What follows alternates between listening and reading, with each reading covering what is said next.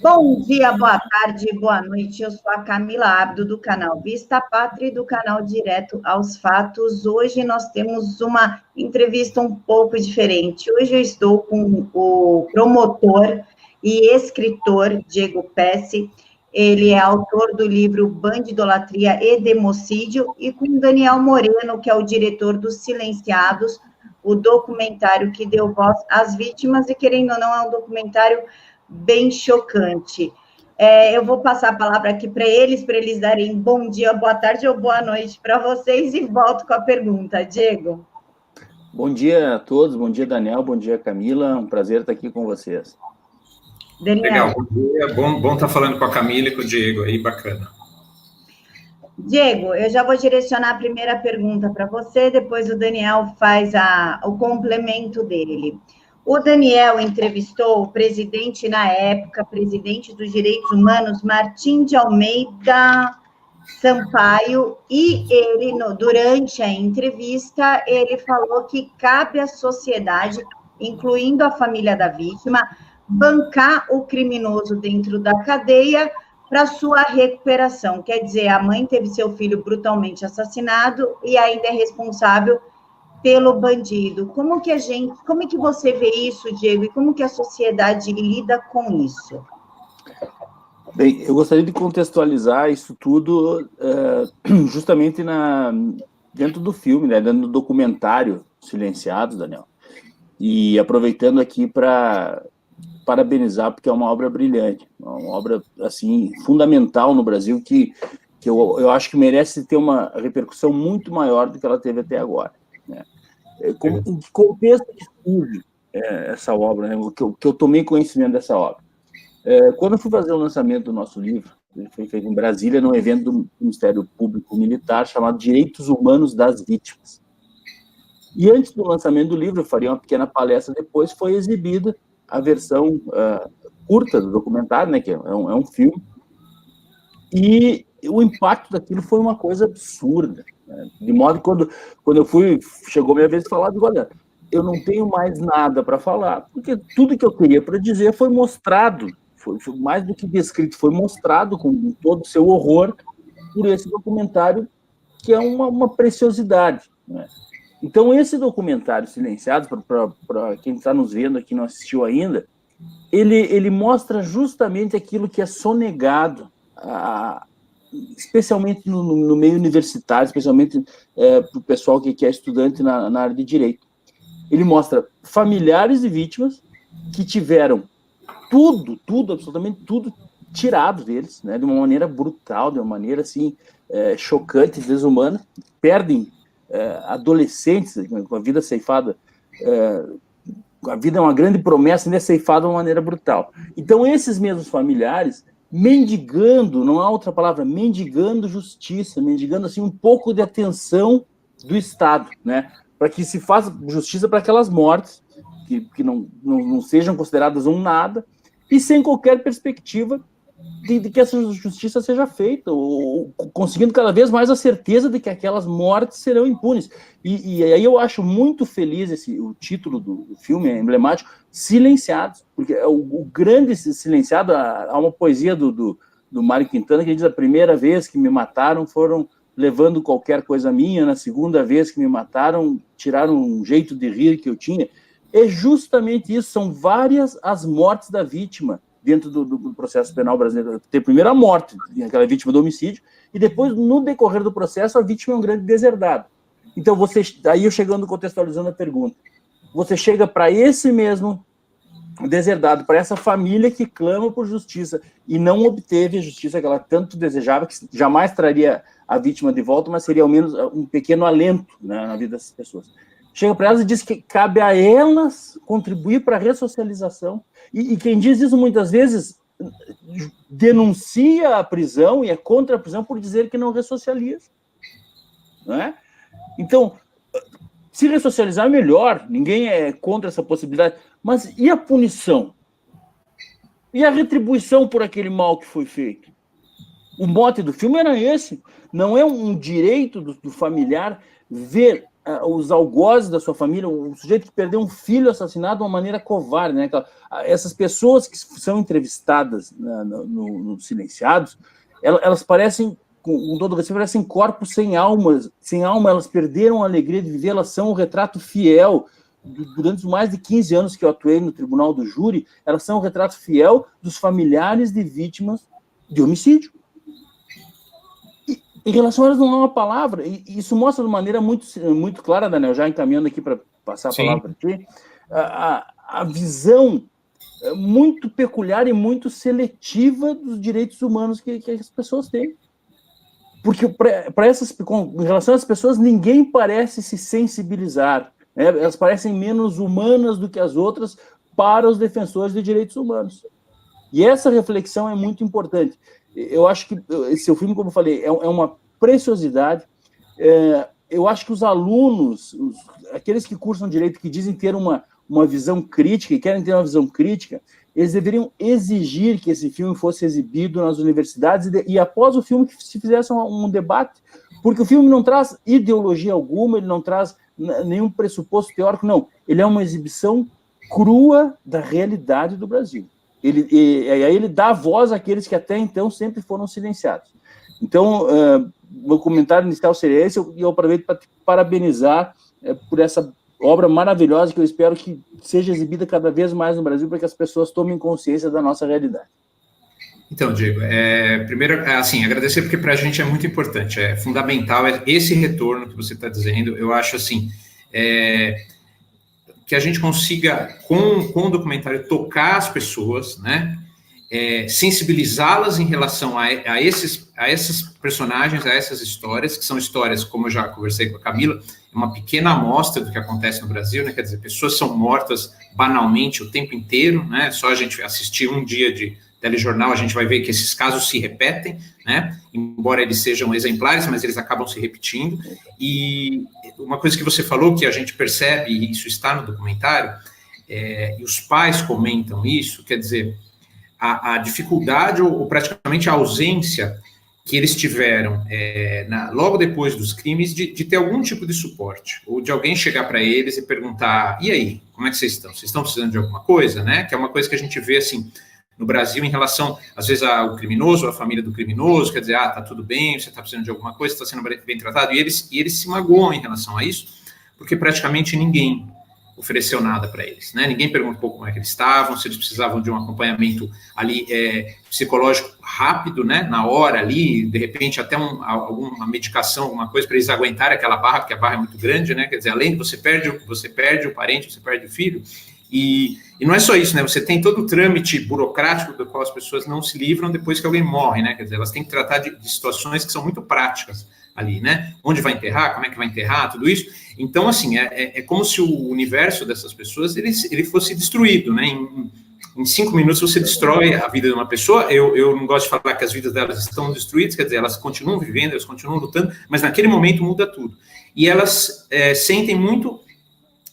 sentiram muito falta, né, desse apoio, quer dizer, não tem ONG, naquela hora o poder público, por mais que haja pessoas muito bem intencionadas, o filme mostra isso, quer dizer, tem muito policial, tem muitas pessoas que são muito dedicadas, mas o poder público não dá conta, né, quer dizer, a demanda da criminalidade é tão grande que o poder público acaba não dando conta. Então, assim, elas não têm isso, e elas se ressentiam disso, e eu tenho certeza que isso continua acontecendo, né, você não tem a gente brincar, nenhum senador ligou para uma das mães e falou, e aí, tá tudo bem, você quer algum apoio, né, as pessoas não têm isso, então, é assustador, isso é uma conversa que eu até pelo ambiente, né, o ambiente de cinema é um ambiente onde as pessoas têm tendência a ver, assim, digamos, com uma bondade até excessiva a figura do criminoso e tudo mais, isso tem uma série de motivos, mas eu gosto de falar assim para as pessoas, eu aceito e eu até de alguma maneira compreendo a compaixão que as pessoas possam ter por uma pessoa, por um criminoso e tudo mais. O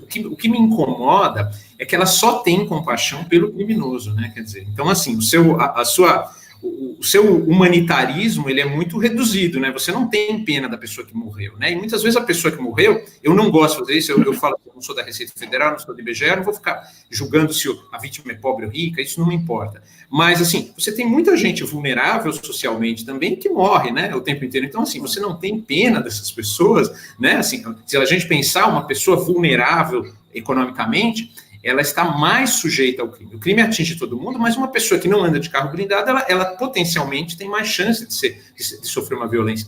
E a gente sente falta dessa compaixão estendida para essas pessoas também, né? Assim, até um caso aconteceu há pouco tempo aí, pessoalmente, quer dizer, um conhecido, não vou falar quem, mas tipo, o carro foi roubado e a pessoa estava com um pouco de pena de quem roubou, né? Eu comecei a conversar, eu fiquei muito chateado, falei, nossa, que violência, né? Que é isso, entendeu? E aí eu sentia que a pessoa tinha um pouco de pena, de compaixão de quem tinha roubado ela. Eu falei, poxa, a gente pensa assim, você é uma pessoa que certamente tem seguro, né? Quer dizer, você vai resolver, é um aborrecimento, mas esse aborrecimento será resolvido. Agora, dependendo do carro que ele roubar amanhã, ele pode estar roubando o carro de uma pessoa mais pobre que ele, que tem que levar um parente para hemodiálise todo dia, quer dizer, que não tem seguro. Você não tem pena dessa pessoa, entendeu? Então, eu acho que isso é uma situação muito incômoda, isso está no filme, a dificuldade que um extrato da nossa elite, principalmente a elite intelectual, tem de sentir empatia pelas vítimas, né? Essa empatia não foi cultivada ao longo do tempo e ela continua não existindo. Então, isso é uma coisa que está no filme, e é muito incômodo isso, não tem, e eu acho, isso eu já conversei com a Camila, eu acho que a gente tem que expressar esse incômodo, né? Sempre que acontece isso, né? Sempre que a gente percebe esse excesso de leniência, de repente, por um lado, e essa indiferença, essa frieza nessa outra, a gente tem que falar, não, peraí, isso não é normal, a gente não pode aceitar mais isso como normal, porque eu acho que a normalidade, ela distancia a gente de ter uma abordagem melhor a respeito dos problemas, né? Poxa, não é possível isso, né? É uma inversão muito grande e a gente observa no filme com casos que estão ali, estão vivos, né? São casos reais, né? Eu vou fazer a pergunta para o Daniel. Diego, você pondera, por gentileza. Daniel, você teve a experiência de chamar os direitos humanos da Igreja Católica do Brasil para falar sobre essa falta de cuidado com a vítima. Eles não compareceram. Qual foi a sua experiência e por quê? E, Diego, qual que é a real função dos direitos humanos? Eles começaram com o Pacto de São José, da Costa Rica, mas não era essa função primária de ficar defendendo bandido. Qual seria a real função dos direitos humanos se não tivesse sido subvertido? Então, eu vou começar, né? Então, Camila, eu conversei, eu chamei, né, eu convidei pelo menos 3 entidades, assim, além da OAB, porque eu queria debater essas coisas que a gente está conversando aqui, eu queria conversar, como até durante o documentário eu converso com um representante da OAB, né? E quando, a princípio, a receptividade era boa, né? Filme brasileiro, né? Poxa, vamos repetir, de repente, normalmente, quando você tem isso no cinema brasileiro, tanto documental quanto ficcional, na verdade, você tem uma repetição de jargões, né? Quer dizer, as pessoas estão preparadas para ouvir jargões, elas repetem os jargões e elas ficam muito felizes que elas fiquem nessa troca de jargões, de clichês entre elas, né? Quando eles percebiam que não era exatamente isso que a gente ia ter, que eu realmente ia fazer perguntas, né? Elas se retraíam e elas desistiam, elas não queriam conversar, né? Então, eu acho uma coisa também espantosa, né? A gente vem aí de muito tempo, o Diego pode falar isso muito melhor, mas a gente vem já de muito tempo nessa visão, essa abordagem, tanto da criminalidade, quanto de como é que a gente penaliza as pessoas, né? Como é que é a questão do encarceramento, tudo é influenciado por uma visão de mundo que a gente sabe que é bastante ideológica, existe bastante ideologia nisso, marxismo e tudo mais, dessas pessoas, né? Então, elas têm que responder pelo que está aí, né? Eu acho engraçado hoje em dia, isso acontece em muitas áreas, né, no Brasil, hoje em dia você tem um monte de gente, é muito engraçado isso, né? Você tem educação, você tem saúde, você tem na parte econômica, um monte de gente. Nós estamos há mais ou menos 20 anos aí vivendo, todo mundo mais ou menos sendo obrigado a viver segundo uma visão de mundo e de Estado dessas pessoas. Aí elas olham hoje e falam, nossa, a educação está péssima, a saúde está horrível, tal, como se elas não tivessem nada a ver com isso. Pô, então, essas pessoas têm que, de alguma maneira, ser responsabilizadas. Esse pessoal que a gente chama de pessoal dos direitos humanos, e eles começam a tirar sarro disso, né? Eles falam, entendeu? Mas, poxa, aí vocês têm responsabilidade nisso, né? Como se tem educação. A educação que a gente tem hoje no Brasil é péssima por causa das mesmas pessoas que estão reclamando do que qualquer eventual modificação que possa estar acontecendo agora. E eu sempre falo isso, eu não sou partidário de não adesismo, eu não fico aderindo necessariamente à corrente política, a partido, nada disso, mas, poxa, a gente tem que ter um pouco de bom senso, né? Esse pessoal governou o Brasil muito tempo. A situação, se hoje a criminalidade chegou no ponto que está, se hoje a gente tem esses problemas, inclusive de encarceramento, de você não ter, né? O Diego sabe disso muito bem, o problema não é que a gente tenha muita gente presa, o problema é que a gente tem crime demais, né? Então, quer dizer, chega uma hora que você não tem mais onde colocar as pessoas, então eles têm muita responsabilidade nisso. Então, eu acho que esse pessoal que a gente chama dos direitos humanos, que na verdade são militantes, e a maior parte deles militantes profissionalizados, né? Assim, quer dizer, eles vivem disso, eles precisam responder por isso, né? Não adianta eles devolverem o problema para a gente e falar, nossa, mas onde a gente coloca esses encarcerados? Não, vocês criaram essa situação, vocês tiveram tempo suficiente se vocês realmente tivessem respostas ou tivessem interesse, né, porque eu acho que existem duas, a gente fala um pouquinho disso nos silenciados, quer dizer, você tem uma parcela das pessoas que são partidárias disso, em relação ao direito humano, esse excesso de garantia para quem comete crime, ingênuas, pessoas desinformadas e pessoas que imaginam que eventualmente aquilo em algum momento vai trazer uma sociedade melhor. Mas você tem gente que não é isso, não. Você tem gente que aposta digamos, no caos social e tudo mais, porque isso é, de alguma maneira, um instrumento da revolução que eles imaginam que eles possam fazer, né? Quer dizer, o criminoso, no fundo, ele é um cara que vai confrontar o burguês ali na vanguarda da revolução, né? Quer dizer, com uma arma na cabeça do que para eles é o burguês e tudo mais. Então, tem muita gente que é mal intencionada, né? Não sei, tem os bobos, tem os ingênuos e tem os mal intencionados. Tem gente que não tem muito interesse de mudar essa situação. Para eles é bom que as pessoas estejam meio raptadas no seu direito de ir e vir e tudo mais, que o patrimônio seja o tempo inteiro colocado em xeque. Eles têm isso, tem um monte de partido político que coloca isso, né? Você vai lá no programa do partido político, inclusive no Brasil, no final, isso eliminar a propriedade privada. Então, para eles, quer dizer, como é que esse cara, né? Eu fico pensando, como é que a gente pode ouvir um cara, um militante de direitos humanos, cujo o principal, talvez, objetivo da agenda política dele é eliminar a propriedade privada, né? E a gente sabe que a história mostra isso pra gente. Logo depois que você elimina a propriedade privada, você elimina a vida das pessoas, né? Quer dizer, na Alemanha nazista é isso, né? Primeiro você cala as pessoas, aí você toma os bens delas e finalmente você as mata, né? Então, é uma coisa assustadora e eu acho que esse pessoal dos direitos humanos, eles precisam ser confrontados sim, porque o que a gente tem hoje é, em grande parte, decorrência das políticas que eles obrigaram a gente a engolir e que eles implementaram em praticamente 2 décadas, né? Exato. Daniel, abordasse um ponto que eu concordo plenamente contigo. Como é que, quando você denuncia 60 mil homicídios por ano num país, você está automaticamente defendendo os direitos humanos? Não há outra abordagem, não há outra visão possível em relação a isso, né? E aí você pega pessoas que se dizem defensoras dos direitos humanos, e essas mesmas pessoas fazem lobby, fazem campanha para que não existam, para que não haja abertura de novas vagas no sistema penal, né? Não haja novas vagas ou novas penitenciárias para acomodar criminosos. E são essas mesmas pessoas que posteriormente denunciam, né, esse sistema penitenciário como um sistema desumano. Então, o que elas querem, em última análise, é que a impunidade seja erigida à condição de uma garantia fundamental. Isso nenhuma sociedade consegue conviver com esse tipo de coisa, né? Você veja, com 60 mil homicídios, menos de 10% de apuração de autoria. É óbvio que nós temos uma cifra negra e que é em cima disso que a criminalidade no Brasil cresce, não é? E que a maneira de se combater isso é, sim, investigando melhor e punindo os crimes. Mas esse ponto jamais é tocado, não é? Os direitos humanos, eles têm essa seletividade, por exemplo, em relação a uma vítima policial. Quantos policiais vítimas nós temos? Não se ouve nada, absolutamente nada. Nós temos um genocídio dos policiais brasileiros sem comparação com qualquer outra polícia no mundo. E agora se começa um movimento dentro da própria polícia, né? Os heróis do Rio de Janeiro e agora os heróis do Brasil estão fazendo, para mostrar o que acontece, para mostrar o sacrifício desses policiais. Então, sem sombra de dúvida, e respondendo também a pergunta da Camila, essa é uma questão ideológica. Ninguém em sã consciência pode ser a favor da tortura de um preso ou a favor de que um preso seja mantido em más condições ou em condições desumanas, até porque são nessas condições desumanas que cresce a criminalidade organizada, onde se propicia o recrutamento de presos pelas organizações criminosas.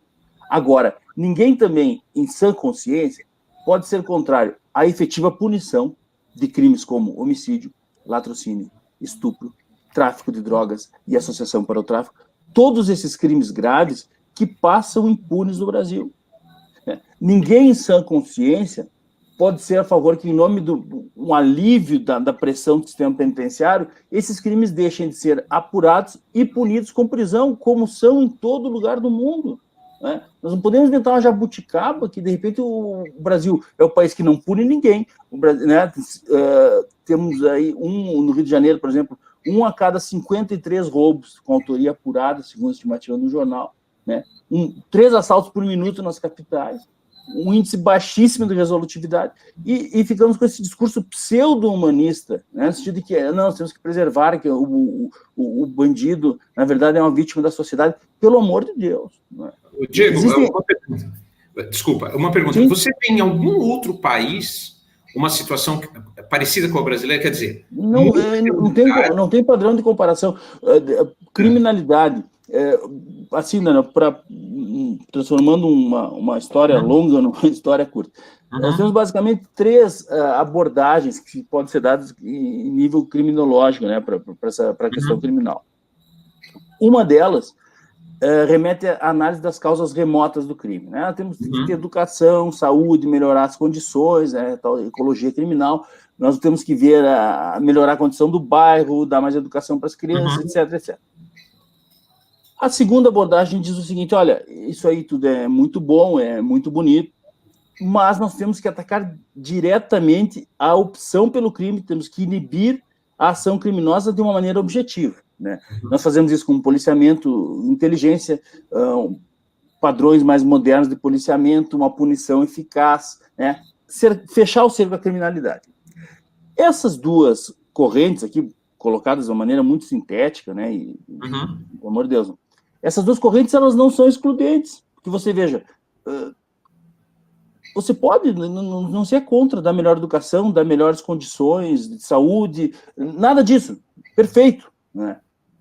E, por outro lado, até que, digamos que isso venha a funcionar, não é, um dia, até que isso aconteça, também não se pode ser contra um combate efetivo da criminalidade, não pode ser contra a polícia atuar de uma maneira mais proativa, né? Uma justiça célere, todas essas questões que se colocam para um combate mais eficaz ao crime. Mas há uma terceira corrente, e esse é o grande perigo, que é a que você abordou aí, né? Que é a criminologia radical, criminologia crítica, que ela não parte daquela visão, daquelas teorias chamadas teorias do consenso, né? Que a sociedade, há um consenso em torno do que é certo. Mas, para ela, o criminoso é um agente de libertação. Para ela, essa superestrutura é uma superestrutura que oprime o criminoso, e ele é um agente libertador. Né? E isso não é nenhuma novidade. Isso você pega no arquipélago Gulag, Solzhenitsyn já denunciava isso aí como algo sendo utilizado por Stalin na Rússia, né? na União Soviética. Então, você veja, essa terceira corrente, essa terceira abordagem criminológica, ela é altamente nociva. Porque ela predomina no Brasil, é isso? Ela predomina. Exato, ela parte, no Brasil, como tudo que não presta, parece que vinga aqui de uma maneira... tudo que é ruim é pior aqui, né? Tudo que é ruim é pior aqui, exatamente. No Brasil, ela frutificou muito. Não é? Essa é uma teoria do conflito. Então, você pega, por exemplo, nós citamos até um exemplo no livro, um crime de roubo, né, o Tribunal de Justiça dizendo que, na verdade, o sujeito que roubou, ele é uma vítima da sociedade, que a sociedade tem uma parcela de culpa, etc, etc. Né? Mais recentemente, quando a escritora Márcia Tiburi falou da lógica do assalto, né? É esse tipo de pensamento. Ali ela colocou de uma maneira muito simplória, então o pessoal chocou mais.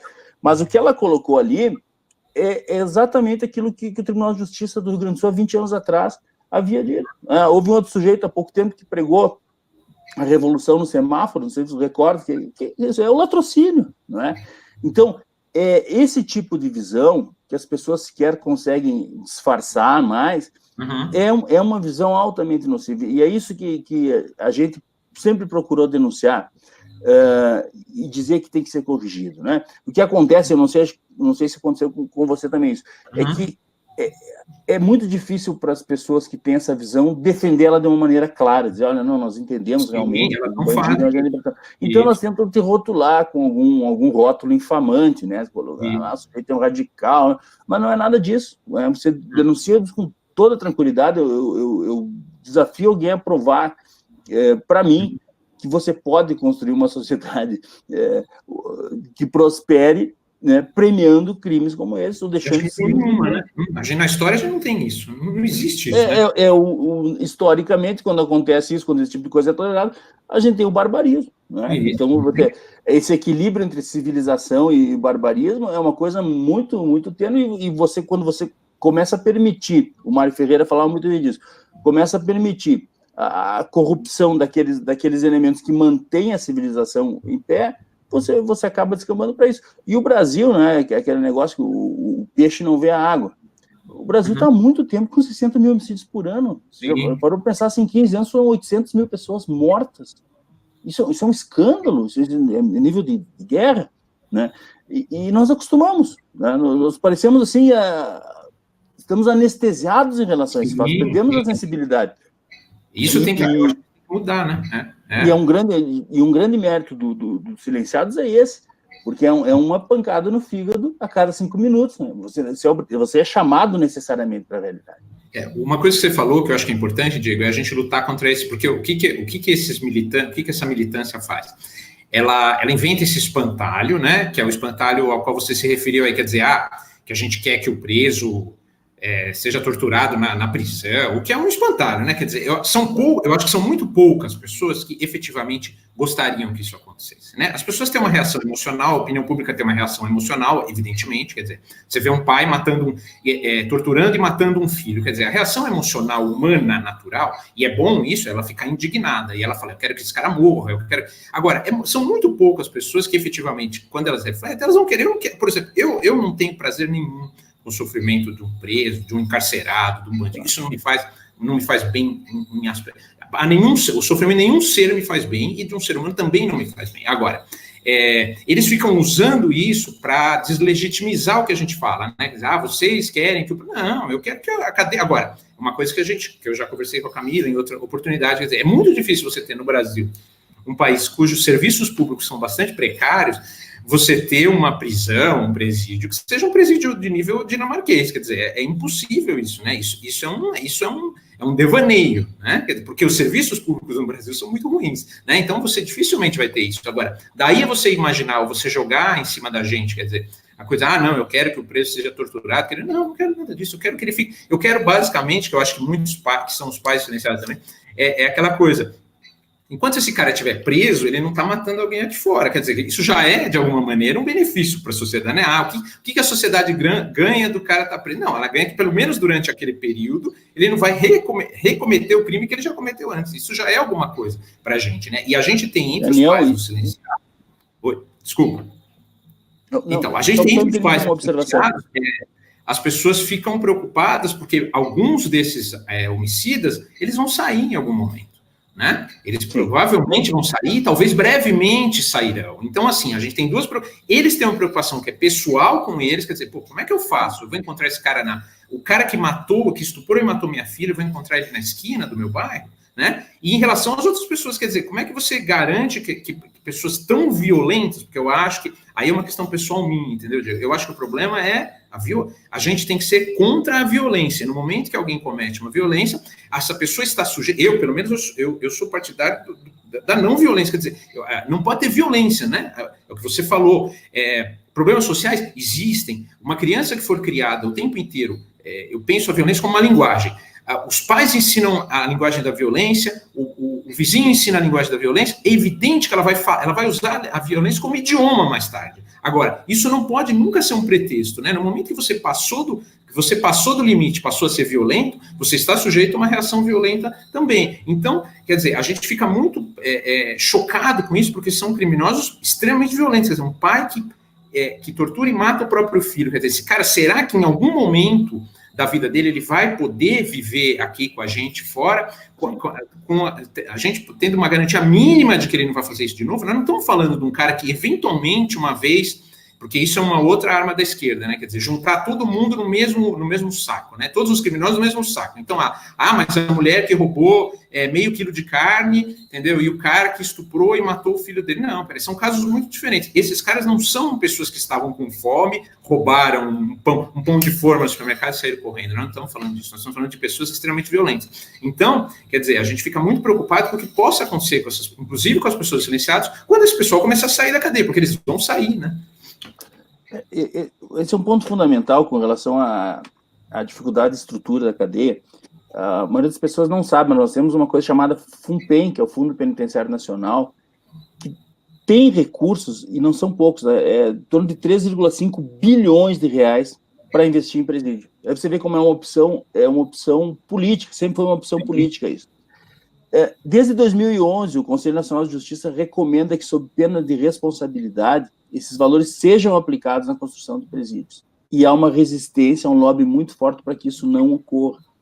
Então, aí eu vendo o documentário Silenciados, quantos daqueles homicídios foram praticados por pessoas que deveriam estar presas já, pessoas com inúmeros antecedentes, né? Exatamente. Então, quando nós denunciamos no nosso livro Democídio, é justamente isso que a gente fala, o democídio é a morte do povo com a colaboração do próprio Estado. Então, o Estado brasileiro ele é cúmplice na medida em que ele assume para ele o dever da prestação jurisdicional. Diz, olha, a segurança de vocês é comigo. Tanto é comigo a segurança do Estado que eu vou desarmar todo mundo, né? Fazer esse desarmamento, não vão ter medo, porque eu vou garantir. E aí, qual a garantia que ele dá? Ele coloca essas pessoas em condições de delinquir contra uma população totalmente desarmada. Armada. E essas pessoas fazem o que bem entendem e o Estado não as coloca de volta no seu devido lugar, que seria o sistema prisional. E por que o Estado não faz isso? Porque ele se encarregou de desmantelar esse sistema prisional e ele denuncia o próprio desmantelamento que ele causou. Então ele diz, olha, não dá para prender porque as nossas prisões são as belas, umas porcarias, né? Mas como é que foi? Porque eu não investi nada. Isso. E as pessoas acabam aceitando o péssimo como se o péssimo fosse um padrão de normalidade, né? Então, esse tipo de realidade que é mostrado no filme, você vai explicar para uma família daquelas o seguinte, olha, o teu filho que foi morto com 17 anos, né, aquela jovem lindo, ele podia estar aqui com você até hoje. Tem o trailer do filme, para mim, é a coisa que mais me assombrou, é uma fala que tem, você nunca mais vai passar na mão na cabeça do seu filho.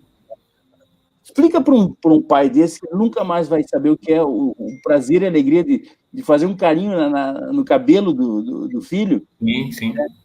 Porque o Estado brasileiro manteve solto alguém que deveria estar preso. E tem como responsabilizar? Diego, você acha que é possível responsabilizar indivíduo? Por exemplo, se um juiz solta um cara que deveria estar preso, esse cara vai lá e mata alguém. Existe mecanismo, existe instrumento para responsabilizar? É muito difícil. Muito difícil. Até porque isso é uma coisa, infelizmente, uma coisa muito comum. Né? Está longe de ser dentro dessa nossa cultura, de que, né, você tem uma legislação que é leniente, você tem interpretações que são lenientes, você tem um sistema que não absorve todos aqueles que deveriam ser presos. Então, tudo conflui para que haja a liberdade do criminoso. Tudo conflui para que as pessoas que são obedientes à lei fiquem cada vez mais na defensiva, cada vez mais silenciados, cada vez mais sem voz, e o crime atue de uma maneira livre.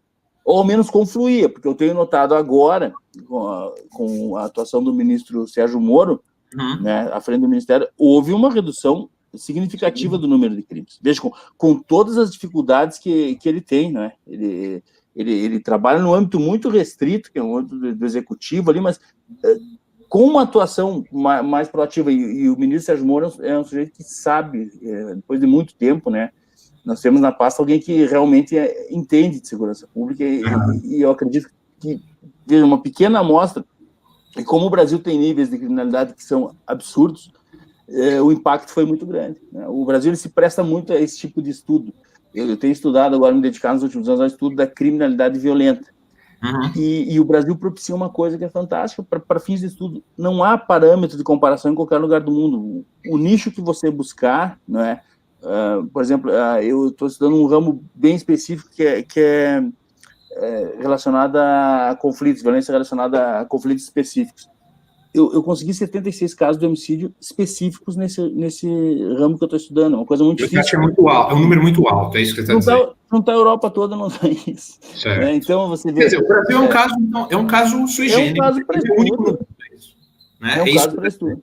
Exatamente.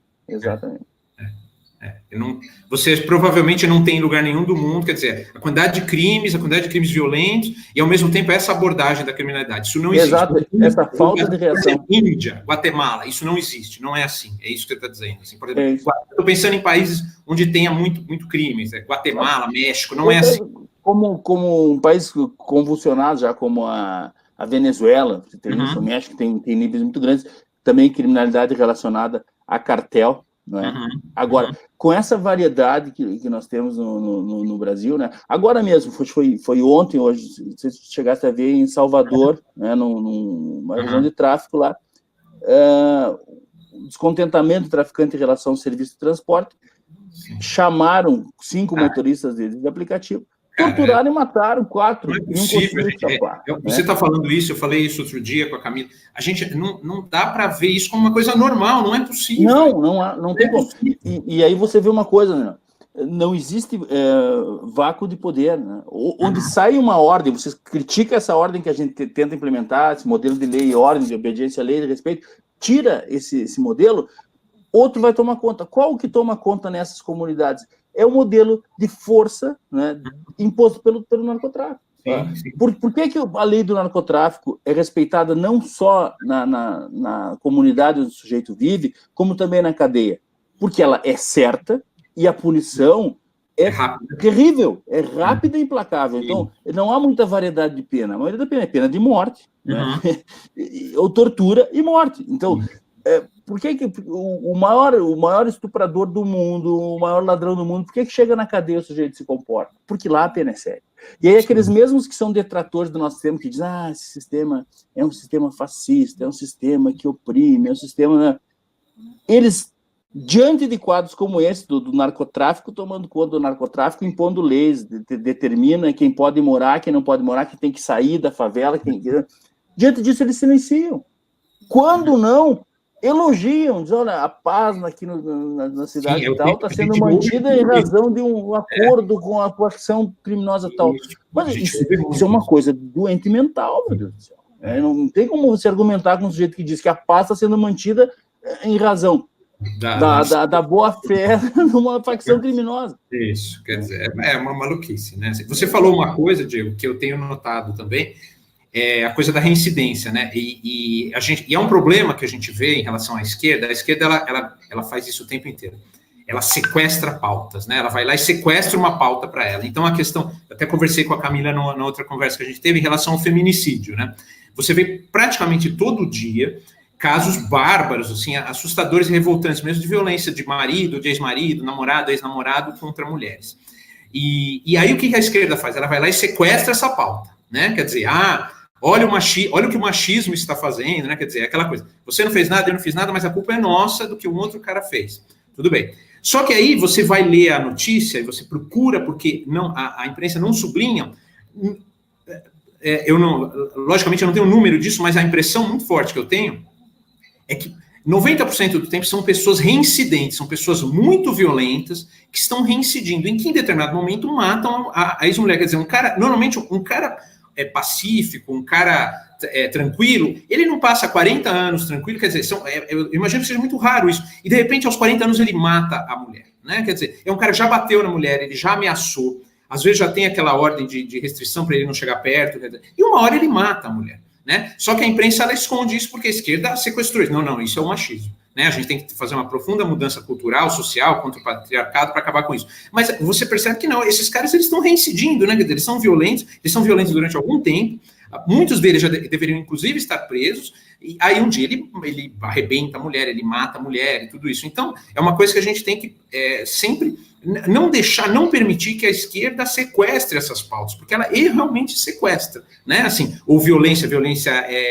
étnica, violência contra LGBT, quer dizer, antes dessas violências serem violências específicas contra grupos, elas são violências contra o direito natural das pessoas, que é de não ser assassinado, de não ser espancado, é de não ser roubado, tudo mais. E a esquerda vai lá e rouba isso. Né? Então, a questão que você falou, poxa, essas pessoas violentas, elas já tinham que estar, elas têm que estar presas, né? E não adianta aquela coisa, pelo menos em relação à mulher, a violência contra a mulher, eu não sei o que você pensa disso, mas a coisa do juiz vai lá e dá eu não sei se chama ordem de restrição, alguma coisa assim, o marido não pode chegar perto dela. O marido vai lá do mesmo jeito, ele está armado e mata ela. Então, eu não sei o que você pensa em relação a isso. Assim, eu na minha cabeça, como leigo, eu penso assim, uma mulher está sendo ameaçada pelo ex-marido, pelo namorado, tudo, ela precisa de uma arma e de uma licença para usar a arma, porque se ele chegar perto dela, ela espanta ele, e se ele continuar perto dela, ela atira nele. Essa é a minha visão. Eu não consigo enxergar outra maneira de você evitar, quer dizer, de você agir antes, né?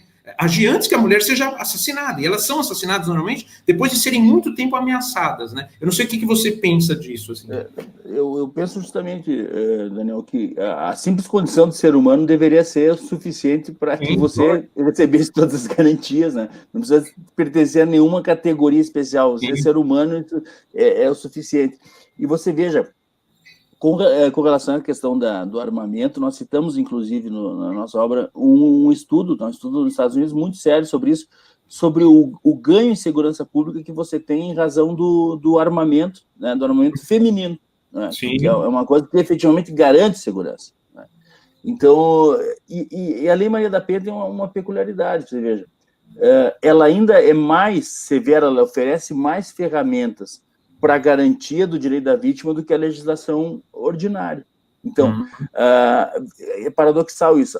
As pessoas celebram, e eu acredito até que com razão, algumas evoluções da Lei Maria da Penha, porque ela é mais eficaz, ela permite a prisão por crimes que o restante da legislação não permite, pelo descumprimento dessas ordens de afastamento. Então, ela tem um pouco mais de eficácia.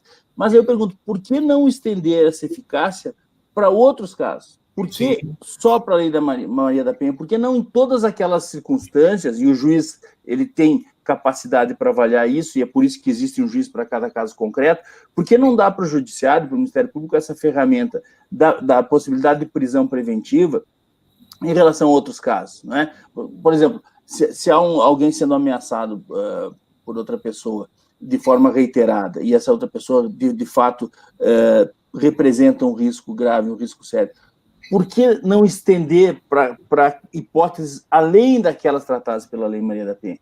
Então, nesses casos, como você falou, são pinçados, nós vamos pegar essa pauta aqui, agora isso aqui vai ser punido, né? Essa determinada pauta, isso aqui vai ser punido de uma maneira mais grave.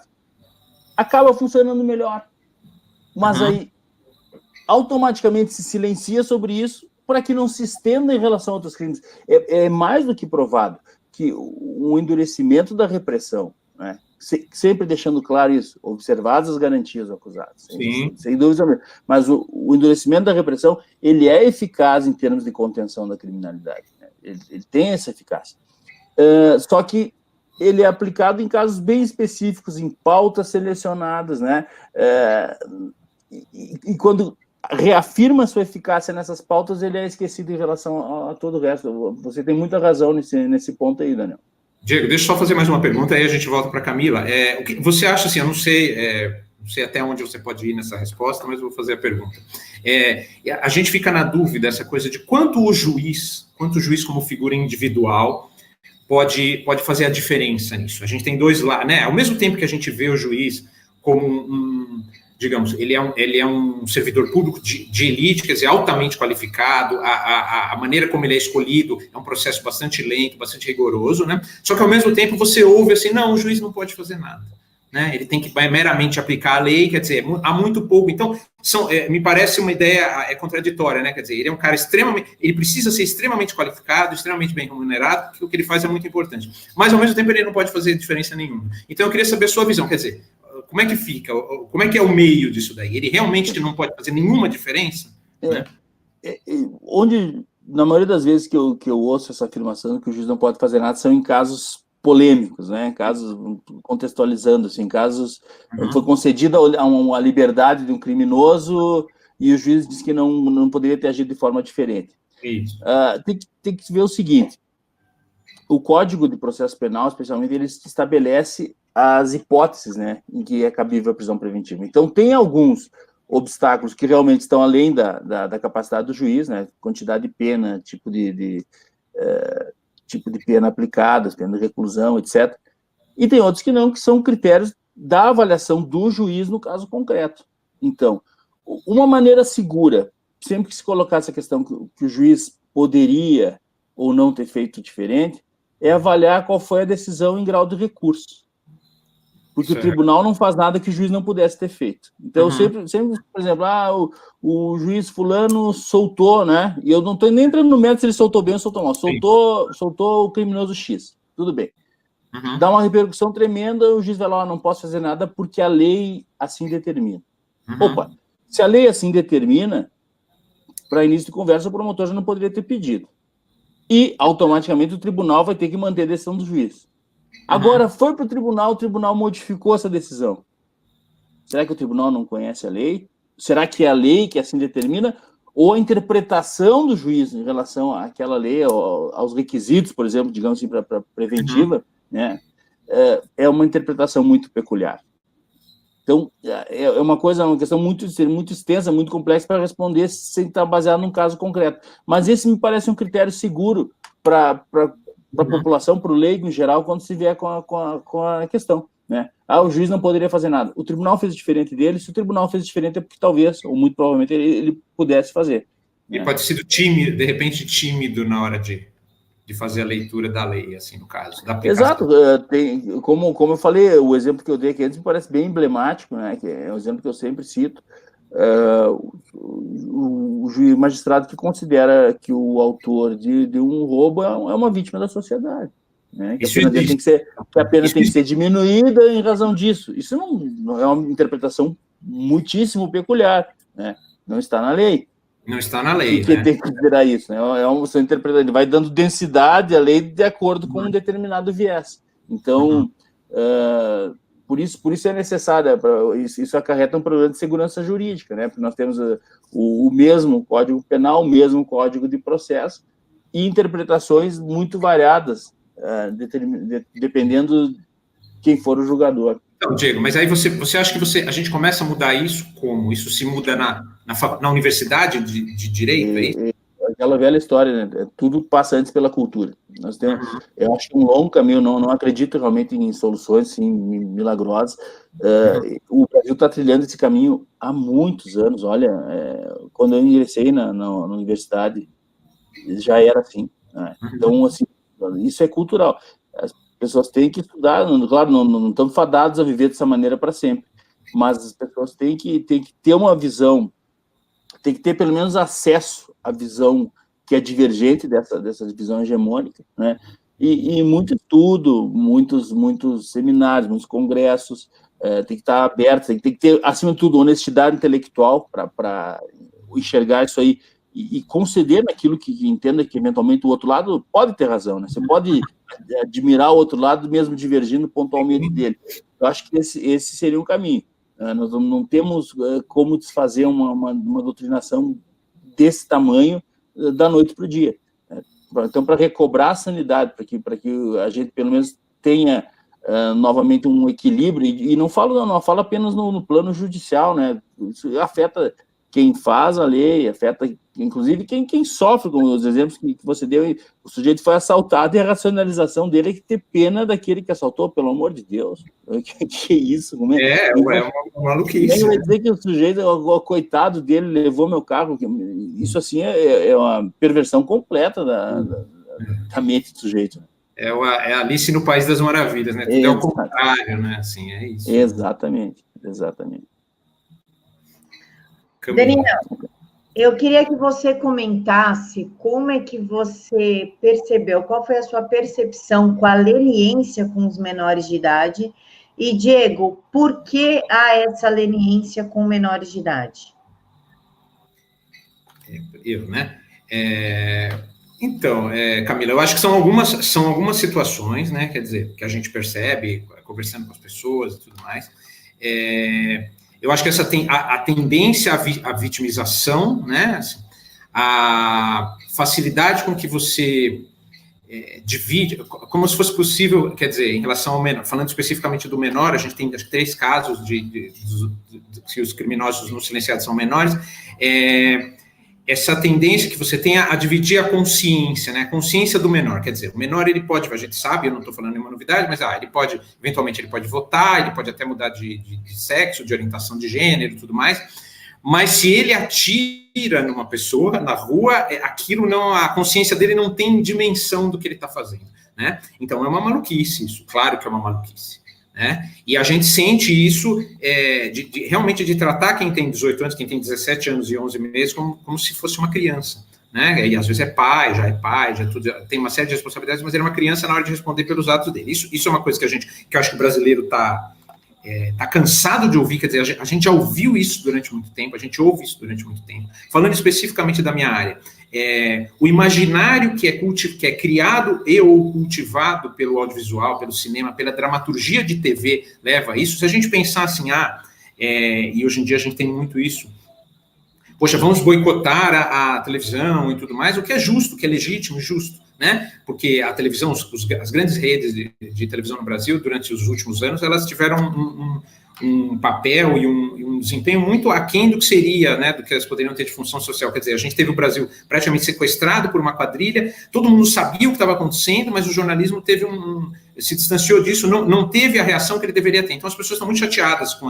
as redes de televisão, com razão, né? Agora, eu acho que simplesmente a gente fechar os olhos para por uma novela que 40 milhões de pessoas assistem, quer dizer, isso não vai ajudar a lidar com o problema, nem resolver o problema. Então, assim, o que a gente tem? Se a gente observa as novelas, a dramaturgia de TV, principalmente da principal emissora, você tem uma cultura falar aí do Diego, bandidolatria, quer dizer, de você pegar esse bandido e colocar, e alçar ele a uma condição que não é a condição da realidade, quer dizer, ele vira um herói da resistência e tudo mais, e isso de alguma maneira, você tem praticamente uma geração inteira que cresceu em cima disso. No cinema nacional, a gente tem uma tradição disso também, uma tradição que vem de muito tempo, né? Se a gente pegar modernamente, a gente tem, pelo menos, vamos pensar, Lúcio Flávio, Passageiro da Agonia, quer dizer, é um filme do final dos anos 70, começo dos anos 80, um filme bom, um filme muito famoso, um filme que tem consistência como cinematográfica, né? E ele tem essa coisa do bandido como herói, um herói da resistência, né? E isso virou uma regra no cinema brasileiro. Então você enfia isso na cabeça das pessoas, Pichote, né, que é um menor, no caso é um menor, você vai enfiando isso na cabeça das pessoas durante 20 anos, as pessoas começam a esquecer, a perder noção das coisas, né? Diego pode comentar disso, eu não vou falar de caso exatamente, mas me parece que em muitos países do mundo, a criança, muitas vezes, ela é julgada e ela é penalizada pelo crime, não pela idade dela, né? Assim, então, no Brasil, a gente tem isso, até 18 anos a pessoa não tem como se responsabilizar. Isso vem muito, falando da minha área, desse imaginário. O imaginário foi construído, ele continua acontecendo. Você assiste hoje uma televisão, você vai ver ali na novela a forma como uma glamourização da figura do bandido, né? E uma descriminalização dele, né? Quer dizer, o que ele está fazendo tem alguma motivação, tudo. E então isso acaba atrapalhando. É assustador isso. Como o Diego falou, isso não vai mudar do dia para a noite. Agora, eu acho importante a gente observar com um senso crítico aguçado, né? Quer dizer, está tendo uma novela, a novela está novamente glamourizando a coisa da comunidade, né? Porque a comunidade é sempre assim. Não é o cara só que trabalha, que tá lá. Não, é o bandidinho também, ele é colocado ali como um herói, né? Então a gente tem que ter um senso crítico e apontar isso, falar, não adianta a gente fingir que não está acontecendo. Não, a novela não está acontecendo. Não, a novela está acontecendo, né? A maior parte das pessoas que estão assistindo televisão, que estão assistindo novela, elas não estão, digamos, nesse nível da discussão que a gente está fazendo aqui. São pessoas, elas trabalham o dia inteiro, elas chegam, às vezes, à noite em casa, e elas querem ter uma diversão ali. Então, quer dizer, um pouco daquele imaginário vai impregnar essas pessoas. Então, é muito preocupante, a gente tem que estar de olho nisso. E no cinema brasileiro, e na dramaturgia audiovisual, por que a dramaturgia audiovisual é muito importante? Porque ela preenche o imaginário que as pessoas têm, né? A imagem é uma coisa muito forte, porque ela trabalha no emocional das pessoas. Então, ela vê aquilo 10, 15, 20 vezes, ela começa a achar aquilo uma coisa natural, né? A gente tem o Cidade de Deus, que é um filme brasileiro de muito sucesso, e quem se lembra do filme, sabe que em determinado momento tem a coisa do traficante bom e traficante mau. Então tem um traficante que é meio mauzão no filme, mas tem um traficante que é muito gente boa, né? E que é uma figura lendária, uma figura que não existe na realidade, aquele traficante gente boa, né? Assim, uma coisa que só o cinema cria aquela imagem. Só que aquela imagem fica muito forte na cabeça das pessoas, no imaginário, e as pessoas respondem emocionalmente muitas vezes as coisas. Né? Então, é um negócio preocupante. Falando da minha área, assim, é muito preocupante essa questão do imaginário que foi construído e foi cultivado ao longo desse tempo. Né? Perfeito. O professor Olavo de Carvalho tem um artigo magistral sobre isso, chama-se Bandidos e Iletrados, né, onde ele trata dessa promiscuidade entre a arte e o crime, com a arte incensando o crime de maneira a tornar mais palatável para a sociedade. E o Flávio Gordon também, eu assisti uma palestra dele, acho que no Instituto Borborema, onde ele fala dessa questão das novelas, desde o que hoje parece tão inofensivo, Roque Santeiro. Sim, né? Roque Santeiro tem muito discurso. Se colocando essas questões. E agora, sobre a questão específica do menor infrator, né? Você veja, o grande problema que, no meu entendimento, nós temos é o seguinte: a partir dos 21 anos, ele não pode mais ser punido, não pode mais ser internado, de acordo com o ECA. Então, você pega um rapaz desse com 17 anos, 11 meses e 29 dias de vida, ele tem um cheque em branco para fazer o que ele quiser, até completar os 18 anos, e uma vez feito isso, ele tem a garantia de que aos 21 anos ele tem que cessar a restrição de liberdade dele. Né? O criminoso não é burro. Né? A economia do crime ela trabalha com base nesses dados empíricos, numa razoabilidade de custo e benefício.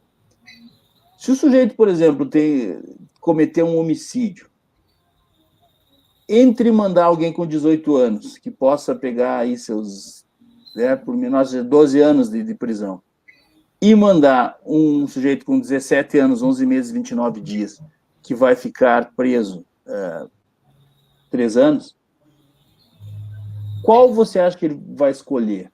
Né? Então, essa visão no sentido de que o menor não tem a capacidade de entendimento, que ele não pode ser feito nada com ele, acaba funcionando como um fator para o recrutamento de menores de idade. Quer dizer, isso joga esse menor para o crime, na verdade. Joga ele para o crime. No Rio de Janeiro, o Roberto Mota apontava, há um tempo atrás, a média da internação provisória dos menores é 8 meses. Isso, sim. Né? Quer dizer, dificilmente você fica 8 meses internado e saiu dali. O que vai acontecer, pelo menos na minha experiência? Quando fizer 18 anos, aí vai cometer outro crime. Então, você está só aguardando que ele complete 18 anos, vai cometer outro crime, e aí sim vai ser preso. Essa é a grande façanha desse tipo de entendimento em relação à criminalidade violenta. Claro, pode-se dizer o seguinte: ele ainda não tem 18 anos, é menor, vai ser complicado colocá-lo numa cadeia junto com nós adultos. Mas então que se mantenha a internação por um tempo razoável, ou uma punição proporcional àquilo, num estabelecimento próprio. Né? Até um colega aqui do Rio Grande do Sul, o doutor Ronaldo Lara Rezende, ele defende esse entendimento. Né? Ele defende que, tudo bem, não coloquemos na penitenciária junto com presos adultos, mas no estabelecimento próprio, a condição dele. Agora, não pode o sujeito que praticou 15 latrocínios, praticou 10 estupros, praticou 20 homicídios, ele ter essa garantia de que vai ser libertado logo em seguida. Né? Isso é um cheque em branco, realmente, para que ele faça o que ele quiser.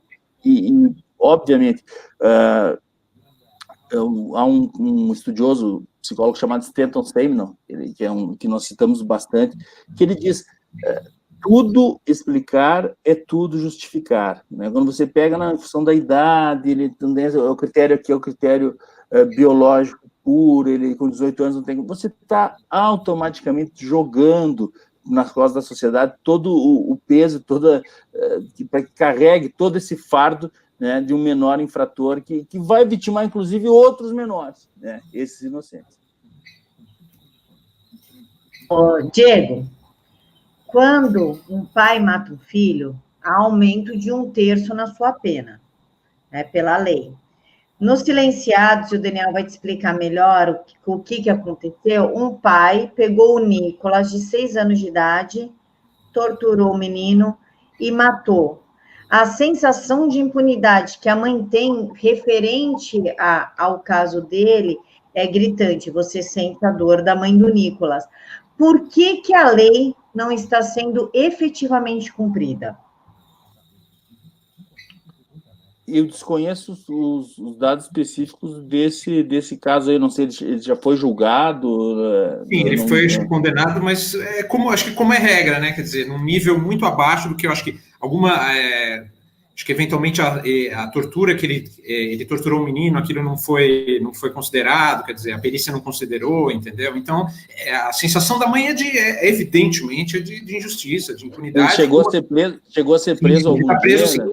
É um detalhe que ela fala no filme, que aí é um detalhe humano, assim, dela ter ficado um pouco até humilhada, quer dizer, ela muito magra, né, na hora do julgamento, e o ex-marido dela, um pouco contrariando esse senso comum de que a cadeia é sempre uma masmorra, tudo, eventualmente ela mas não necessariamente, o tempo inteiro, ele está muito bem, ele está bronzeado, ele está mais gordo, né, então, quer dizer, isso é uma coisa que para ela foi muito triste, né, assim, foi muito chocante para ela, né, de ver como ele estava bem, né, na cadeia, ele estava muito bem. Isso é um calvário, né? Esse tempo todo que eu atuei no júri, eu tive a oportunidade de ver isso, e eu sempre que eu pude, eu dizia para os familiares que você tem que ser muito honesto com o familiar da vítima. Eu sempre disse, olha, eu não tenho ideia do que vai acontecer. Sobre o que vocês estão passando, assim, eu não tenho como dimensionar isso, por mais, está muito além da minha capacidade imaginativa. Mas você vendo as pessoas, você sabe que é uma coisa absolutamente terrível, e que o julgamento no plenário do júri, para muitas pessoas, é um calvário, né? Porque não raro você tem ali a memória da vítima, ela é objeto de análise, né? E é feito ao passo em que o criminoso é pintado como um santo, se tenta colocar a vítima, que já pagou seus pecados, que eventualmente tiver, já está morta, não há pena maior do que essa para ser imposta, mas se tenta colocar, eviscerar o passado da vítima e tripudiar em cima dele. Então, realmente uma coisa muito, muito tocante. Eu imagino a dor dessa mãe, e é a dor de muitas mães no Brasil. A gente teve essa convivência, e sempre que acontece uma morte, assim, é uma coisa que para quem viveu já a realidade do crime, de atuar na área criminal, a gente sabe, e você deve ter passado por isso, Daniel, como é doloroso. Assim, você partilhar, você receber um pouco dessa carga, dessa dor que essas pessoas têm. E me chamou muita atenção no filme, todas aquelas famílias com a camiseta, né, do seu familiar morto, assim, implorando por justiça, né? A justiça é tão rápida em alguns casos, que vão e voltam, inclusive na mais alta instância, né, toda semana, e esses casos aguardando por justiça por tanto tempo, e as pessoas na verdade, estão ali praticamente mendigando algo que é um direito delas, que é uma satisfação do Estado, né, para uma morte absolutamente brutal. Agora, Diego, só uma pergunta, aí é uma visão pessoal sua em relação à sua experiência e ao estudo que você faz, que você tem feito. É claro que cada caso é um caso, mas você imagina que, por exemplo, um pai que tortura, que quebra os dedos do próprio filho, que o mata, que oculta o cadáver. Você acha que, baseado na sua experiência, na sua análise, você acha que uma pessoa dessa pode voltar a viver em sociedade de uma maneira... Na minha opinião pessoal, minha opinião pessoal, tá? Não falo... Minha opinião pessoal, não. Assim, independente de qualquer exame mais aprofundado, né? Existem determinados crimes que eu não gostaria de falar em pena de morte. Infelizmente, a prisão perpétua também é vedada, mas eu acredito que uma pena perpétua para casos assim seria o mínimo, sabe? Não tem condições um crime desse tamanho, né, passar impune. E nós temos vários, isso aí está longe de ser uma exceção, né, no nosso meio, mas minha opinião pessoal, no mínimo, uma prisão perpétua teria que se aplicar. Você acha razoável, então, tanto do ponto de vista jurídico quanto filosófico, que a gente juridicamente eu acho uma coisa muito difícil em face da nossa Constituição Federal. Da Constituição, né? Mas eu acho que... dentro da filosofia do direito, você acha que seria uma coisa razoável a gente pensar? Sem dúvida nenhuma. É que, ou assim, pelo menos aí é mais factível, uma pena muito severa, né? Para tratar de uma hipótese que seja factível, teria que ser um apenamento muito mais severo do que aquele que a nossa lei atual oferece a possibilidade, né? Então, inclusive sem progressão alguma de regime, eu achava o regime integral fechado foi uma coisa excelente que aconteceu no Brasil por pouco tempo, e foi após ter a constitucionalidade afirmada pelo Supremo, continuou sendo vítima de investidas judiciais, de ativismo judicial, dizendo que aquilo não podia, etc., até que houve uma reconsideração por parte do Supremo e o Legislativo voltou atrás, né? Então, acho que o regime integral fechado seria o mínimo que a gente deveria ter mantido para crimes como esse aí. Mas, Diego, não só no caso do Nicolas, mas também caso Nardoni, entre outros casos, nós não estamos vendo a justiça sendo cumprida, o que cabe aos pais que matam seus filhos. No caso do Nicolas, ainda é um pouco pior, porque a perícia excluiu o fato do cara ter quebrado os dedos de uma criança de 6 anos de idade e falou que foi a água. Nós sabemos que a água, um corpo numa água, não tem a capacidade de quebrar os dedinhos de uma criança. O que está acontecendo com a justiça, ou nos dias de hoje, que os pais não estão sendo exemplarmente punidos quando fazem esses atos contra seus filhos, como o caso do Nicolas, da Isabela Nardoni, entre outros casos? Bom, Camila, só para deixar assim, bem claro, eu não comento casos específicos, né? Eu estou falando aqui em termos gerais, com base na hipótese que foi colocada, o pai que tortura o filho e tal. Com relação à justiça,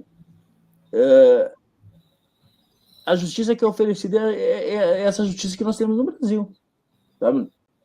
Se vocês acham que a pena é insuficiente, ela parece insuficiente, é porque, de fato, ela é insuficiente, mas ela é a pena legalmente prevista, né? No Brasil é possível você cometer um homicídio e iniciar o cumprimento de pena no regime semiaberto, não é?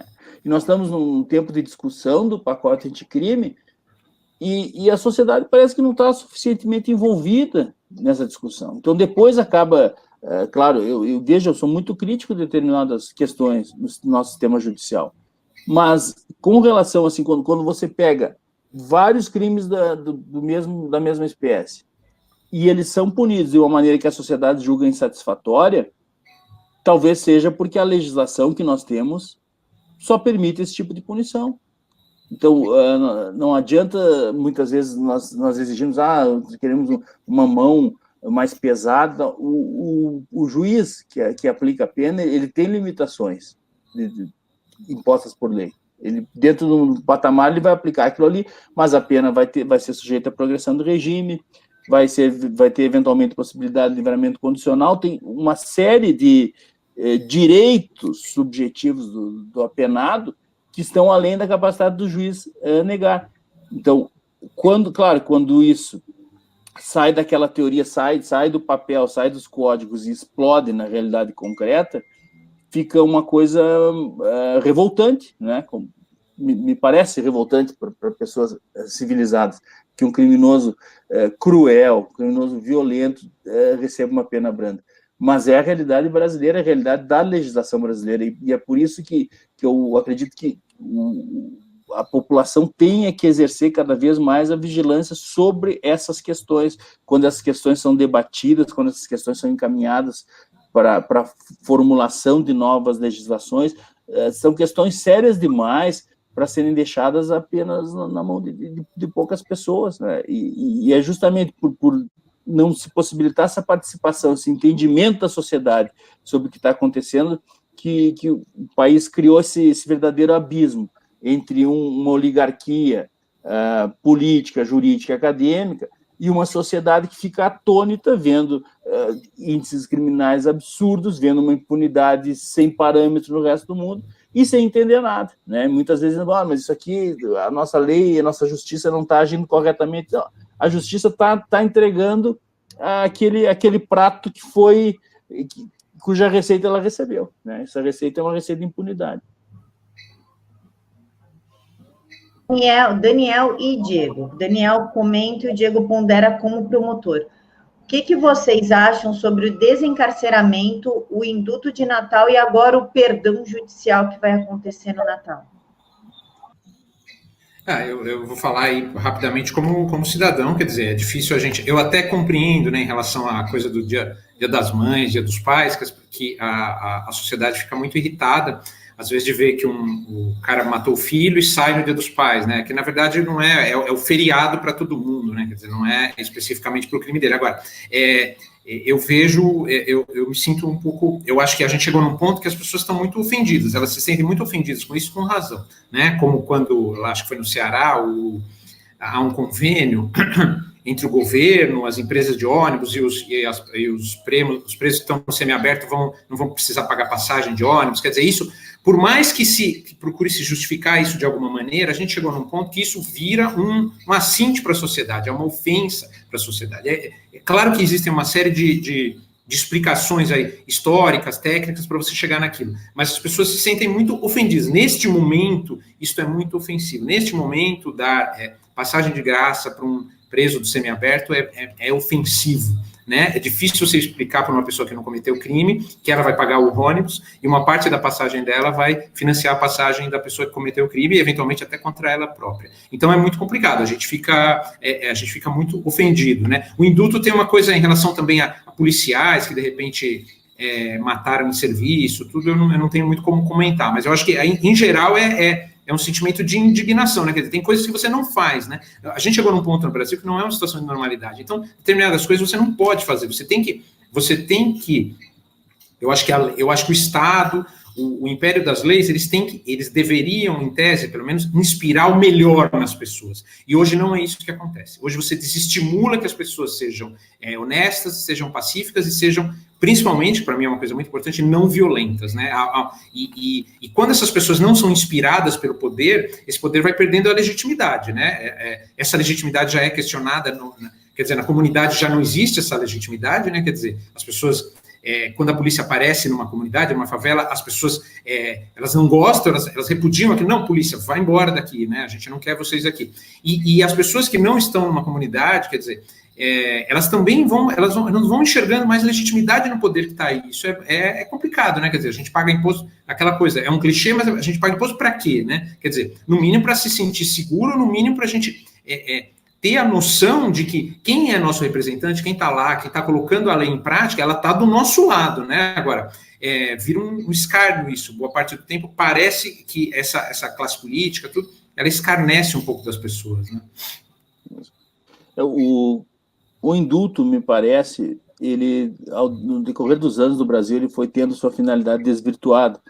O indulto, ele tem finalidade humanitária, né, para crimes específicos, para condições específicas, presos idosos, presos com doença, né, para crimes já com um determinado tempo de pena praticamente cumprido, levando em conta uma série de considerações. O que acontece?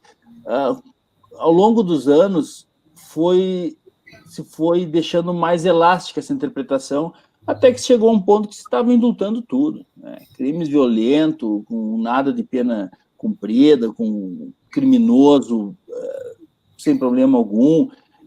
E, obviamente, isso foi apontado na época, essa generosidade no indulto, cada vez mais de maneira a contemplar criminosos do colarinho branco, né? Então, aquela história, jogou a criança fora junto com a água do banho. Para beneficiar o colarinho branco, você acaba também beneficiando um monte de criminosos violentos, né? E tudo isso nesse contexto de violência absurda que nós temos e impunidade. Claro que isso gera uma revolta imensa, né?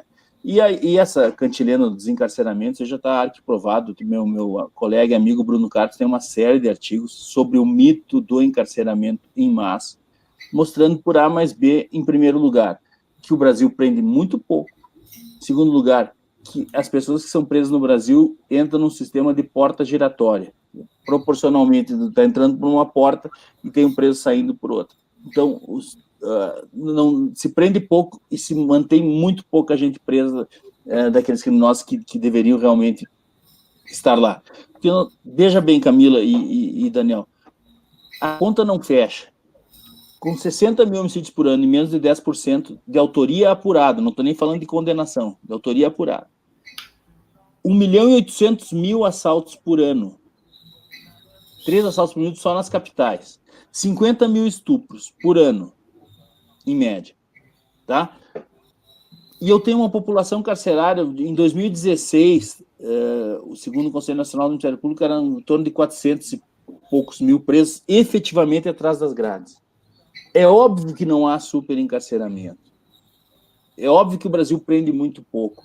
Então, essa ideia de superencarceramento, ela é vendida com base naquilo que nós já falamos aqui. Sucatearam o sistema penitenciário e aí parece que tem muita prisão.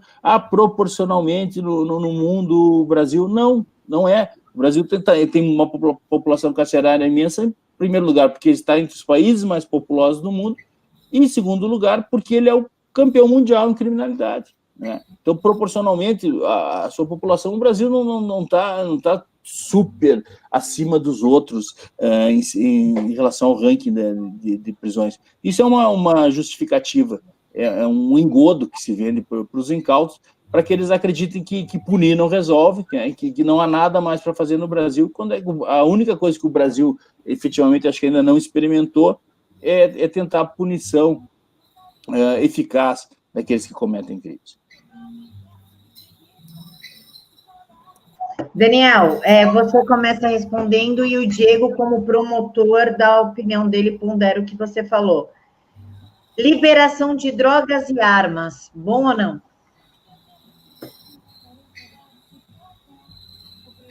Diego, né? Eu acho que você começa e eu... O Diego pondera como promotor. Ok. Liberação... Eu acho que armas, eu acho que é um direito das pessoas se defenderem e as pessoas têm que ser responsabilizadas pelo que elas fizerem com a arma, é isso. Na minha ideia é isso. Na minha ideia, eu acho que a arma deveria ser comprada como um carro. Eu posso comprar um carro hoje, sair e atropelar um monte de gente. Então, assim, eu acho que deveria ser muito mais liberalizado do que é hoje em relação à arma, mas as pessoas têm que ser responsabilizadas, né? Porque no Brasil, às vezes a gente ouve assim... no Alabama as pessoas compram arma no Walmart. Beleza, legal, entendeu? Acho que tem que ser assim mesmo. Mas se elas matarem alguém, elas vão provavelmente, acho que no Alabama, para a cadeira elétrica. Né? Assim, então, quer dizer, matarem um vizinho, né? Não um assaltante e tudo mais. Então, acho que as pessoas têm que ser responsabilizadas.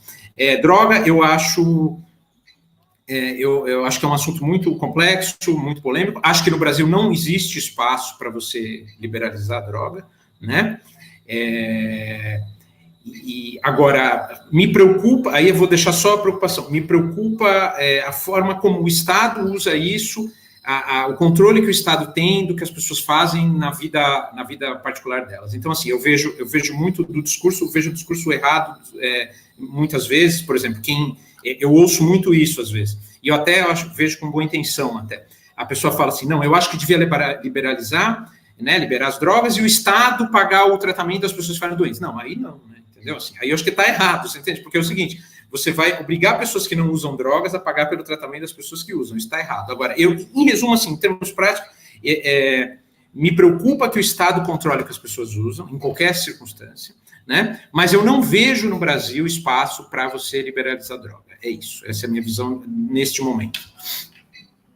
Bem, começando pelo armamento, não é segredo para ninguém, e eu só sempre deixo claro, quando eu falo isso, eu falo em meu nome pessoal, tá? Não em nome do Ministério Público, de maneira alguma, nem sei se o Ministério Público tem opinião sobre isso, mas, obviamente, que eu sou a favor do direito de defesa, e o armamento civil se trata justamente disso, é um direito subjetivo, um direito inalienável do sujeito, né?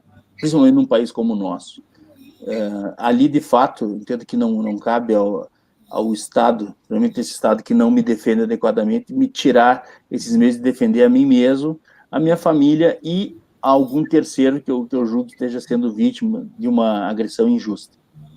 Com relação às drogas, é um debate muito, muito sério, tem um programa até dedicado só a isso, se for o caso, mas de uma maneira muito sintética, eu não vejo como se fazer isso no Brasil. E mais do que isso, não vejo nenhum exemplo de que isso tenha dado certo em lugar nenhum. Né? Pegando aqui um exemplo mais próximo, nosso vizinho Uruguai, a desgraça completa. aumento dos índices de homicídio, aumento do tráfico de outras drogas, né? Não sei com que intenção seria essa tal falada legalização da droga no Brasil, mas se for com a intenção de debelar o crime organizado, aí fica algo muito próximo de uma piada, né? Porque você acreditar que introduzir um mercado formal vai acabar com o mercado informal, ou que pessoas que fazem o que esse traficante na Bahia fez com os taxistas, né, que torturou e matou por um desagrado ali com algum atendimento que ele teve, que pessoas que fazem isso vão deixar de ser violentos, vão deixar de praticar crimes, ou vão respeitar uma legislação restritiva, porque acredito eu que se houver essa legalização, ela vai impor algumas condições, né? Acho que para crianças não vai ser vendido, talvez, né? Talvez em escolas não, talvez não para todos, não sei em que termo seria, o pessoal nunca explica muito bem, mas pensar que essas pessoas respeitariam algum tipo de restrição é uma loucura, né? É uma coisa que absolutamente não vai acontecer. Eu acho que esse é o pior, né? Esse acho que é o pior argumento para a legalização, as pessoas imaginarem que os traficantes vão virar comerciantes, né? Assim, do dia Exato. Eles vão falar, nossa, a gente estava ansioso para cumprir as obrigações tributárias, vamos começar a gente estava esperando isso, né? Entregar nosso armamento, abrir uma lojinha, isso é uma loucura, né? Vou contratar um contador, eu já estava contratando um contador, que ótimo, entendeu? Vamos pagar. E geralmente é nesses termos que as pessoas acham assim, não, agora nós vamos fazer, ou ainda, não, através de um comércio lícito nós vamos quebrar os traficantes. De maneira nenhuma, não é assim. Uma maneira, o Benê Barbosa fala muito disso, uma maneira revolucionária e eficaz de combater o crime é prender o bandido. Sim, sabe, talvez seja simples demais essa solução. Agora, claro, essa questão da legalização, ela funciona naquilo que o coronel Alessandro de Zacco fala, no contexto de guerra irregular. Então, você faz o quê? Você denuncia o Estado e a polícia, principalmente, como essencialmente mal em tudo que faz, como aquelas incursões que a polícia faz são o problema, que aquilo ali está gerando uma violência tremenda, e absolve os verdadeiros culpados, que são os traficantes. E mais do que isso, qual é a solução mágica? Não basta a polícia não incomodar, mas e a maneira da polícia não incomodar, qual é? É legalizando o tráfico, porque eles vão estar numa atividade ilícita. Você acredita que isso vai funcionar? Em que mundo, meu Deus do céu? Nesse mundo que o sujeito tortura e mata o motorista de táxi. E aquela coisa, né, Diego? O traficante, ele não está no ramo das drogas ilícitas, ele está no ramo da violência, né? Quer dizer, o ramo dele, eventualmente, se aquele nicho de mercado ficar tão legalizado, tão complicado para ele trabalhar, ele vai trabalhar com sequestro. Ele não, né? Ele não quer ser um farmacêutico, não é? A ideia dele não é essa. E as pessoas tentam equiparar. Possível, né? Assim, né? As pessoas tentam equiparar o comércio de drogas com o comércio de armas, mas são coisas muito distintas, porque o efeito colateral do comércio de drogas ele é inevitável, e ele é inevitavelmente terrível, né? Pega os maiores especialistas aí que tem na área, nós citamos 2 ou 3 no livro, agora o próprio ministro Osmar Terra, que também tem um grande conhecimento nessa área, mostra. Nós vamos ter surtos de esquizofrenia, né? Nós temos o abatimento da juventude, porque a primeira coisa que é minada no país é a juventude, né? Se fala em termos de guerra química, porque o consumo de drogas em larga escala, ele leva a isso, né? E aí você vê o sujeito veio dizer que é uma questão de saúde, e aí, pelo amor de Deus, olha para o nosso SUS, né? Vai transformar numa questão, aí para penalizar mesmo, é uma pena até hedionda, você vai colocar o uso de droga como uma questão de saúde no nosso país, no Brasil. Então as pessoas, elas pensam em termos de uma abstração teórica muito grande e sem olhar ao redor, né? Quais seriam as implicações? Sem contar outra coisa, você está cuspindo no sacrifício de centenas, de milhares de policiais que perderam a vida nisso aí, combatendo isso aí, para que a droga não chegasse à rua. Agora o Estado chega e diz, não, vamos liberar, eventualmente até talvez o Estado vendendo, com um monopólio, né? O Brasil já tem problemas suficientes para ficar testando essas soluções heterodoxas. Não há importância social para fazer isso, não existe. Exato. Temos 2 opções, vamos testar o que já deu certo no resto do mundo, ou vamos testar uma teoria maluca aqui. O pessoal fica discutindo a teoria maluca, né? Então é muito complicado. Não dá. Pessoal, muito obrigada pelo debate, pela presença de vocês. A gente já está 1h25. Eu sei que o Daniel queria terminar 10h30. Daniel, desculpa. Não, tudo bem, Camila, tranquilo, tudo bem, imagina. Diego, quer fazer suas considerações finais? Quer começar? Então... Quero agradecer mais uma vez, Camila, a oportunidade de falar contigo aqui e registrar publicamente meus parabéns para o Daniel. Daniel, sou um grande admirador do teu trabalho. Espero que assim você exiba esse filme pelo Brasil inteiro, faça um apelo aqui aos estudantes universitários que estejam nos assistindo, exijam das universidades que esse filme seja exibido, desafiem os professores a exibir esse filme, promovam debates em torno da realidade mostrada nesse filme. Se vocês querem ser críticos, se vocês querem ser revolucionários verdadeiramente, experimentem assistir Os Silenciados. Convido vocês a, nesse exato momento, acessarem o YouTube e assistirem o trailer do filme. E, uma vez vendo esse trailer, vocês não vão conseguir deixar de assistir. Que é uma obra excelente, é uma coisa que, por anos e anos, é um registro histórico valiosíssimo do nosso Brasil de hoje e que pouca gente se dispôs a fazer. Meus parabéns, Daniel, teu trabalho é excelente, espero que você siga nessa linha e nos brinde com outras obras semelhantes a essa. Legal, Diego. Eu agradeço. Acho que a admiração é mútua. Você é um cara que tem uma visão dentro da sua área. Você é uma raridade. Você talvez não vá falar isso, mas eu posso falar. É muito raro alguém que tenha a percepção que você tem, que tenha vencido os clichês, porque é muito fácil você estar numa área que é dominada por um tipo de pensamento e você vencer os clichês. Precisa de muita coragem, precisa de muito estudo. Então, assim, a admiração é recíproca. Agradeço aos elogios pelos silenciados. Fico muito feliz das pessoas lembrarem, pensarem e remeterem ao filme, né? E a gente está sempre aí à disposição para conversar, para mostrar, para exibir o filme onde for. Quem quiser exibir o filme é só falar comigo. A gente cede a cópia de graça, não tem problema nenhum. E foi muito bom. A Camila também, com mais essa iniciativa, sempre muito gentil com os silenciados.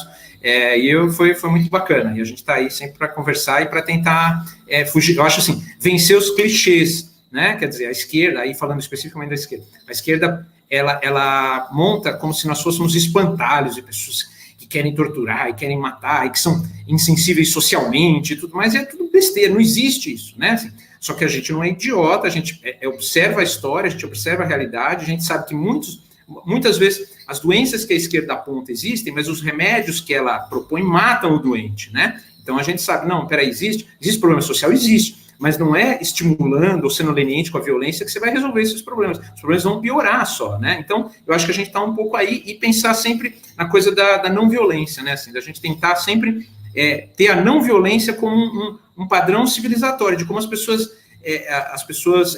convivem, elas podem divergir e tudo mais, mas elas não têm o direito de ser violentas umas com as outras. E quando elas são violentas, elas se tornam... elas acabam ficando vulneráveis a receber uma violência de volta, que de repente é da polícia, né? Quer dizer, você não pode ser violento, porque a polícia eventualmente vai usar de violência para coibir você. Então, acho que isso é importante, da gente pensar sempre na questão da não violência, né? Obrigado, é isso. Pessoal, muito obrigada por ter nos acompanhado até aqui. A rede social, tanto do Daniel quanto do Diogo, está aqui na caixa de informações. Eu vou deixar o site dos Silenciados para vocês entrarem e pedirem a cópia do documentário e o link da venda do livro do Diego, que é a Bandidolatria e Democídio. Quero lembrar para vocês que o canal tem Apoia-se, é só clicar e ajudar a gente. Fiquem todos com Deus e até mais.